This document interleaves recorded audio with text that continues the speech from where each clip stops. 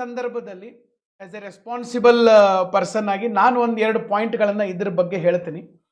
ಇಲ್ಲಿ ಇನ್ನೂ cut off ಅಂಕಗಳನ್ನು ಬಿಟ್ಟಿಲ್ಲ, ಅದು ಬಿಡೋದು ಬೇಡ.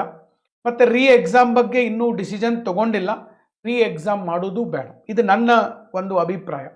ರೀ ಎಕ್ಸಾಮ್ ಮಾಡೋದ್ರಿಂದ ಭಾಳ ವಿದ್ಯಾರ್ಥಿಗಳು ರೀ ಎಕ್ಸಾಮ್ ಆಗಲಿ ಅಂತೇಳಿ. ರೀ ಎಕ್ಸಾಮ್ ಆದರೆ ವಿದ್ಯಾರ್ಥಿಗಳಿಗೆ ಲಾಸ್. ಈಗ ಒಮ್ಮೆ ಅವರು ತಪ್ಪು ಮಾಡಿದವರು ಅವರು, ಬಟ್ ವಿದ್ಯಾರ್ಥಿಗಳು ಮತ್ತೆ 3 ತಿಂಗಳು ಕುಂತು ಓದಿ ಮತ್ತೆ ಎಕ್ಸಾಮ್ ಬರೋದು. ಮತ್ತು ಅದು ಎಕ್ಸಾಮ್ ಬೇರೆ ಬೇರೆ ಜಿಲ್ಲೆಗೆ ಆ ಒಂದು ನಂಬರ್ ಕೊಡ್ತಾರೆ, ಅಲ್ಲಿವರೆಗೆ ಹೋಗಬೇಕು, ಲಾಡ್ಜ್ ಬುಕ್ ಮಾಡಬೇಕು, ಬಸ್ ಬುಕ್ ಮಾಡಬೇಕು. ಇಷ್ಟೆಲ್ಲ ಕಷ್ಟಪಟ್ಟು ವಿದ್ಯಾರ್ಥಿಗಳು ಹೋಗಿ ಬರೆದ ಮೇಲೂ ಮತ್ತು ಕ್ವಶನ್ ಪೇಪರ್ ರಾಂಗ್. ಇನ್ನು ಮತ್ತೆ ಮರು ಎಕ್ಸಾಮ್ ಮಾಡ್ರಿ ಅಂತಂದ್ರೆ ಮತ್ತೊಮ್ಮೆ ಮರು ಎಕ್ಸಾಮ್ ಮಾಡ್ತಾರವ್ರು, ಮಾಡಬಹುದು.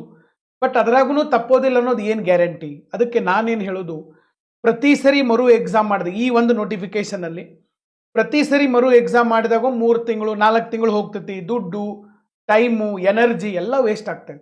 ಅದಕ್ಕೆ ನಂದು ಒಂದು ಅಭಿಪ್ರಾಯ, ಈಗ ಹೆಂಗೂ ಪ್ರಿಲಿಮ್ಸ್ ಆಗಿದೆ, ಕಟ್ ಆಫ್ ಬಿಡೋಕ್ಕೆ ಹೋಗ್ಬೇಡ್ರಿ.